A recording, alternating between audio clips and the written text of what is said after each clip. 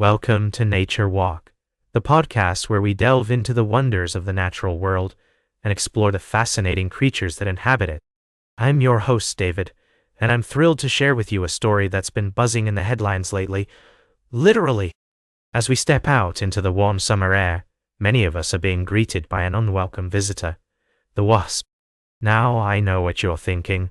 Wasps? Aren't they just pesky insects that ruin our picnics and outdoor gatherings? But, as we'll discover today, these creatures play a vital role in our ecosystem. In fact, Prof. Sirian Sumner of University College London, one of the world's leading wasp experts, notes that wasps are really important parts of the ecosystem. They're apex predators. They help keep pest populations under control, and their presence has a ripple effect throughout the food chain. As we've been experiencing an unusually warm and dry summer, it seems that wasps are thriving. The Met Office reports that we've had the warmest spring in over 50 years, and this weather pattern is creating ideal conditions for wasp colonies to grow and flourish. John Horsley, a pest control expert, explains that every few years, wasps will have a strong year, and that commonly coincides with particular weather patterns.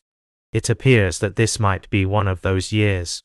But what's interesting is that, despite the widespread decline in global insect populations due to intensive agriculture, pesticides, and climate change, some species like the common wasp seem to be bucking this trend.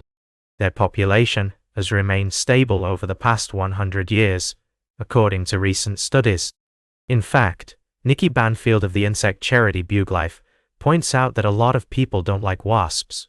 They class them as angry bees, but they have a really valid purpose in the natural world.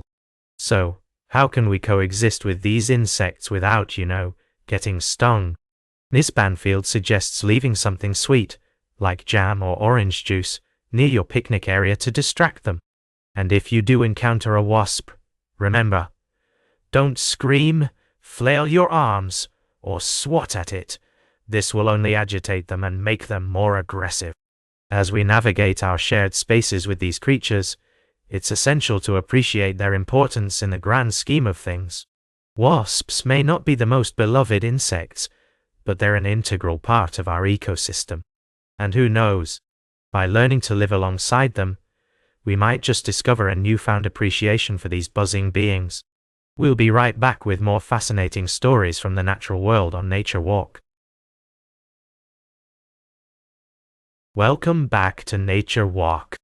As we continue our journey through the natural world, I'd like to take you to the mighty Yangtze River in Asia, where a remarkable restoration project is underway. The Yangtze, the longest river in Asia, has been dotted with thousands of dams and hydroelectric stations for over a century, preventing wildlife like the Yangtze sturgeon and Chinese paddlefish from migrating upriver to spawn.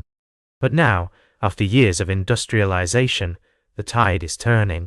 In an extraordinary effort, 300 dams and hydropower plants have been demolished along a 250-mile tributary of the upper Yangtze, called the Red River. This has led to reintroduction efforts that have seen adult Yangtze sturgeon migrate and spawn in their historic habitat for potentially the first time this century. Imagine the sheer scale of this project: 357 dams and 373 small hydropower stations once burdened the Chishui-He, or Red River, which runs through Yunnan, Guizhou, and Sichuan. Ecologists consider this tributary as the last refuge of Yangtze aquatic wildlife, and now, with the river open, riverine biologists have released thousands of Yangtze small fry into the river. But what's truly remarkable is that just last April, a squadron of 20 precious fully grown sturgeon was released into the Red River. And in a testament to the power of restoration, these adult sturgeon began displaying spawning behavior almost immediately. As Liu Fei, a researcher at the institute in Wuhan, told Xinhua, this achievement indicates that the current ecological environment of the Red River can now meet the habitat and reproductive needs of Yangtze sturgeon. This is not just a local success story, it's part of a broader effort by the Chinese government to recover the river's ecosystem.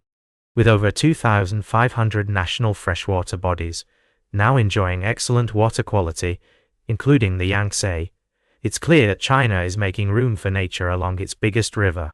As we consider the impact of human activity on our environment, Stories like this remind us that even in the face of industrialization and habitat destruction, there is always hope for recovery.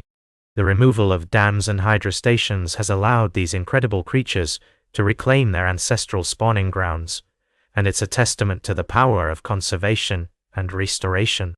Stay tuned for our final story of the day, right here on Nature Walk. Welcome back to Nature Walk.